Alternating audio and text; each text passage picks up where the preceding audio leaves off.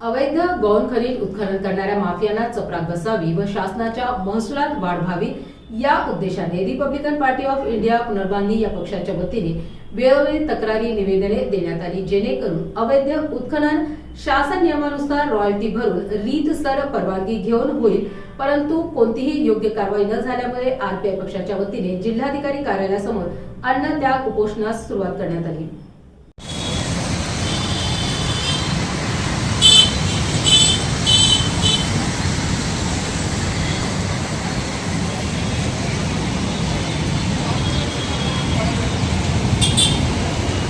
आजपासून आपलं अन्नत्याग उपोषण चालू झालंय, काय मागणी होती? आमची मागणी अशी आहे की आपल्या शहरामध्ये व ग्रामीण भागामध्ये जो खनिकर्म विभाग आहे, जिल्हा खनिकर्म अधिकारी यांच्या अखत्यारीचा तो विषय आहे।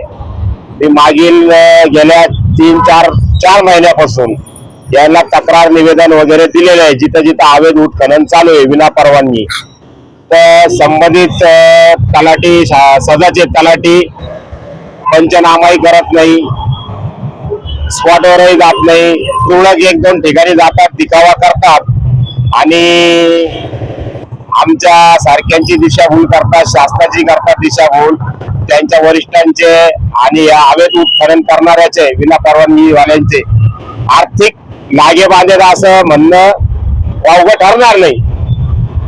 आणि आमचा आणि पक्षाचा हाच हेतू आहे की जिथं जिथं अवैध उत्खनन चालू आहे, आम्ही तक्रार निवेदन दिलेले तिथं त्या लोकांना संबंधित शाखेचे तलाठी, सदाचे तलाठी, मंडळ अधिकारी, तहसीलदार यांनी त्या उत्खननाला जाऊन तिथं पंचनामा करून ज्यांना परमिशन घेतलेली नाही त्या नियमानुसार तात्काळ त्यांना दंड भरण्याची ताकीद करावी व त्यांच्याकडून दंड भरून घेण्यात यावा।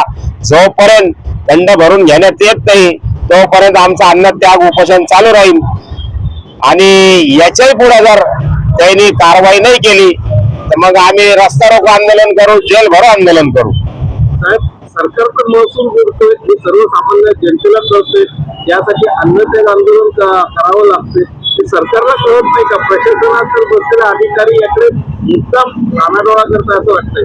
हो, 100% मुद्दाम म्हणजे त्यांचे आर्थिक संबंध आहे या भूमाफियाशी। त्यांचे चेले चपाटे इकडून तिकडे फिरतात, कानोसा घेतात। आता 2 जण इकडून तिकडून वाऱ्यासारखे आले, बघून चालले गेले। माझी प्रशासनाला एकच विनंती आहे की यांना तात्काळ दंड भरून घेण्यात यावा यांच्याकडून। नोटीस काढून दंड भरून घेतले जाईल असं आपल्याला वाटतंय? असं तर मला वाटतं की याने नोटीस काढून त्यांना तात्काळ दंड भरून घ्यावा। नुसते नोटीसवर उपयोग होणार नाही, जागेवर दंड भरून घेण्यात यावा किंवा त्या मालमत्तेवरती 7/12वरती DR कार्डवरती बोजा टाकावा किंवा जप्त करावं, ते बांधकाम बंद करावं। आपण 2 खनिजचा विषय घेतलाय, 2 खनिजच्या बाबतीत आणि वाळूच्या बाबतीत आपल्या महसूल विभागातून हायवा जप्त केलेल्या गाड्या चोरी जातात, इथपर्यंत आपलं प्रशासन झोपलेलं आहे आणि आपण दंड वसूल करण्यासाठी अन्नत्याग करताय। हे विसंगत आहे कुठे असं वाटत नाही? विसंगत आहे, पण आता तो त्यांच्या कार्यालयातून हायवा ट्रॅक्टर ट्रक जाते चोरीला, याच्यावर बी त्यांचा वचक नाही। तिथं त्यांनी यंत्रणा राबवली पाहिजे, रात्रीच्या वेळेस तिथं हे वॉचमॅन ठेवले पाहिजे, सिक्युरिटी ठेवले पाहिजे, सुरक्षा रक्षक नेमले पाहिजे। आता त्या पद्धतीने मला कधी तहसील कार्यालय तिथं कोणी दिसत नाही, कोणी कधी बी आओ घर तुम्हाला कभी आओ जाओ। वरिष्ठांची आपली चर्चा यापूर्वी झाली होती? मी तहसीलदार साहेबांना बोललो होतो या विषयावर, तर त्यांनी मला शब्द दिला की येत्या 8-10 दिवसात आम्ही त्यांच्यावर कारवाई करू।